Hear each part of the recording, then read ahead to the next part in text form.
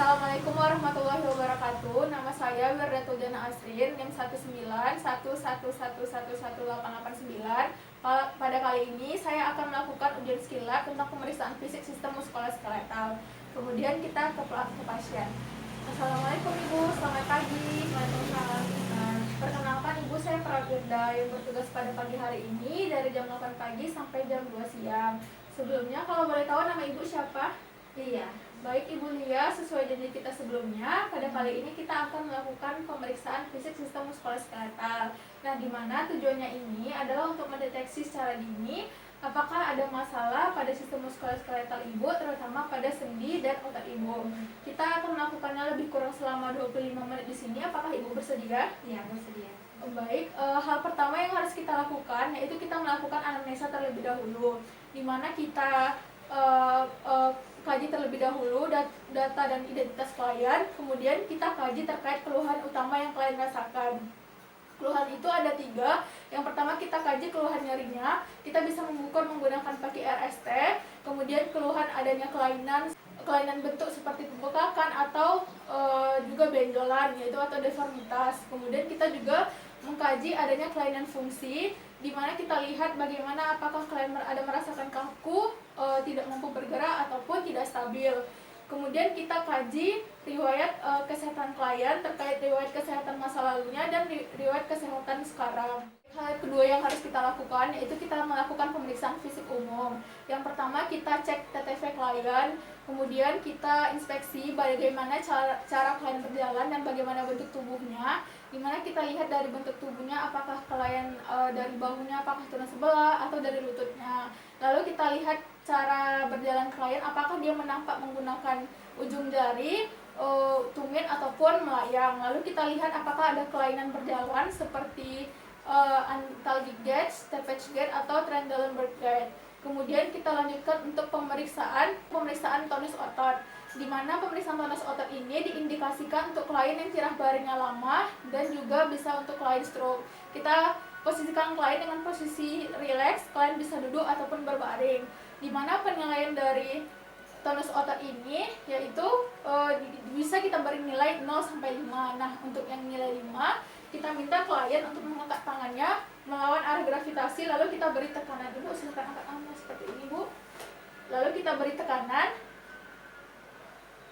Baik, di sini klien mampu menahannya, maka kita bisa beri nilai 5. Lalu jika kita minta klien untuk mengangkat tangannya, angkat tangannya Ibu. Jadi di sini klien dia tidak mampu melawan tekanan, kita beri nilai 4. Kemudian kita minta klien untuk mengangkat tangannya melawan gravitasi. Nah, klien hanya mampu mengangkat sedikit, maka kita beri nilai 3. Kemudian kita juga minta klien, jika kita minta klien mengangkat tangannya, Ibu bisa angkat tangannya. Nah, di sini klien hanya mampu menggerakkan sedikit, maka kita beri nilai 2. Kemudian jika kita minta klien untuk mengangkat tangannya dan kita lihat klien tidak mengangkat tangannya, namun saat kita teraba bahwa ada usaha klien untuk melakukan pergerakan, maka kita beri nilai 1. Dan jika klien tidak melakukan gerakan sama sekali dan juga tidak teraba adanya usaha, maka kita beri nilai 0. Nah, jika didapatkan hasil nilainya tonus ototnya 0, 1, dan 2, maka kita bisa lanjutkan untuk pemeriksaan atrofi otot. Nah, untuk pemeriksaan atrofi otot ini kita sebagai perawat kita raba terlebih dahulu otot kita, lalu kita tekuk, kita raba adanya pergerakan dan kekuatan otot, lalu kita bandingkan dengan kekuatan otot klien. Permisi Ibu, bisa saya raba. Nah, di sini kita bisa bandingkan apakah ototnya ini teraba kuat atau tidak. Hal ketiga yang harus kita lakukan yaitu kita melakukan pemeriksaan fisik sistem muskuloskeletal sesuai dengan regional. Kita mulai dari bagian kepala dan leher klien.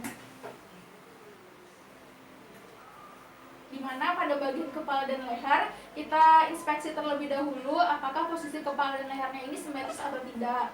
Lalu kita melakukan palpasi, yaitu posisi jari tangan kita seperti ini, 2 jari di bahu, 2 jari di vena cava jugularis, dan 2 jari di bagian spinal. Lalu kita raba bagian spinalnya dari atas ke bawah. Kemudian kita raba pada bagian vena jugularisnya dari atas ke bawah.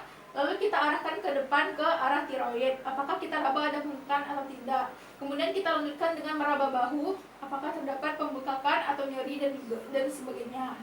Kemudian kita minta klien untuk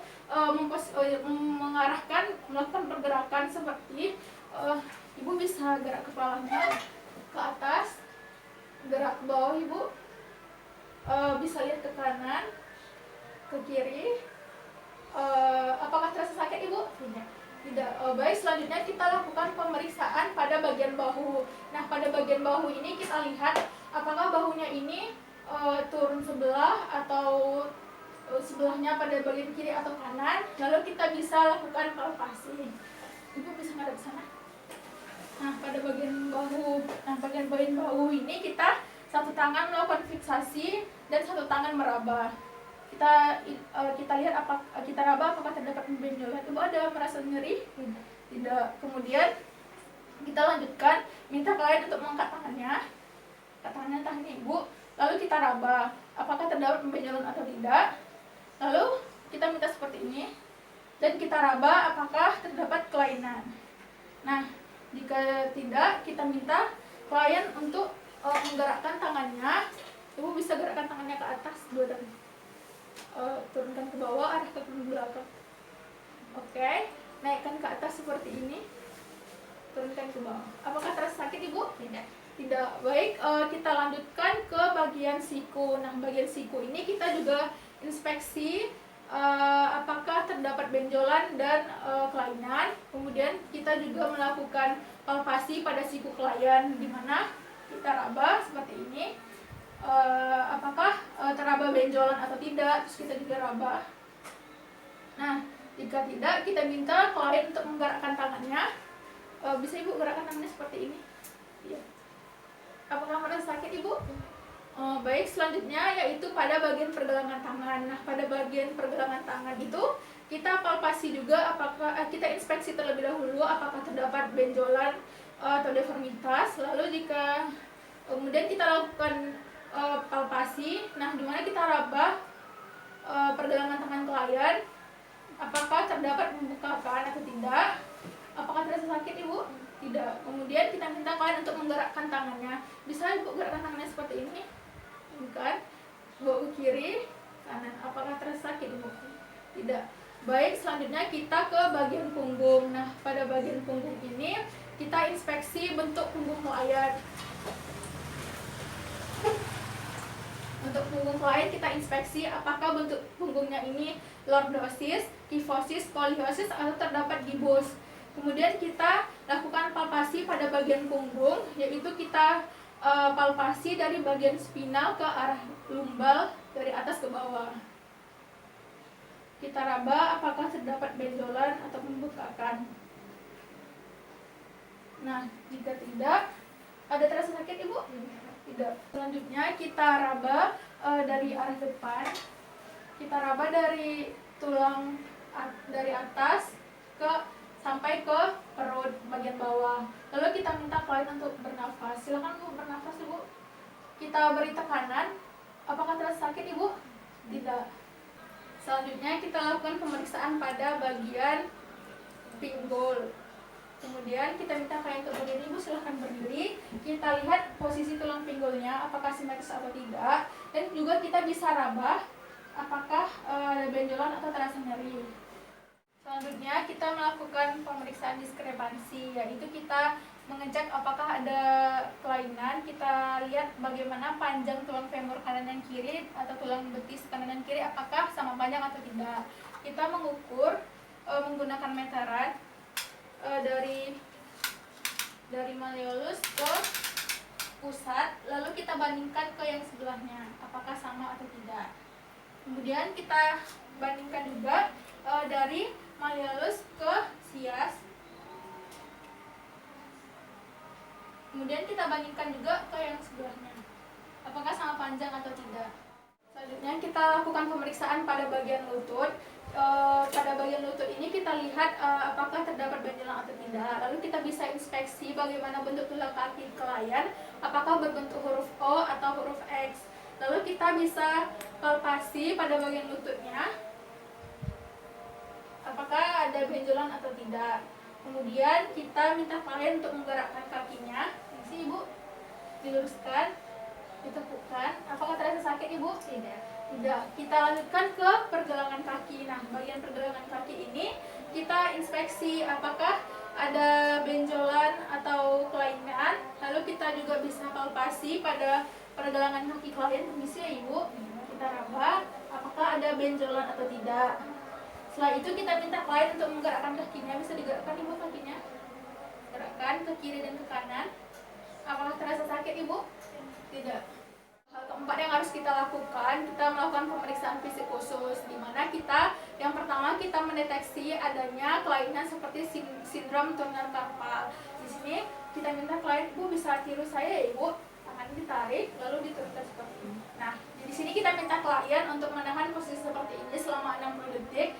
Jika klien merasakan kesemutan kurang dari 60 detik ataupun lebih, maka ditandakan adanya nilai positif.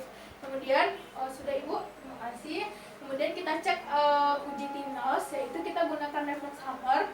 Kita bisa ketuk pada pergelangan tangan klien. Kita ketuk sebanyak 3 kali. Apakah terasa seperti kesemutan Ibu? Tidak. Selanjutnya kita cek refleks patella menggunakan reflex hammer, dimana kita angkat kaki klien, lalu kita cek sebelumnya Ibu. Nah, kemudian jika klien memberikan refleks maka bernilai positif. Lalu kita juga cek adanya tanda benjolan, yaitu pada patella klien kita lihat apakah ada benjolan atau tidak. Dan kita kemudian juga bisa ngecek adanya tanda balon. Nah, jika ada maka itu bernilai positif. Baik Ibu, kita sudah selesai melakukan pemeriksaan sistem muskuloskeletalnya. Bagaimana Ibu perasaannya?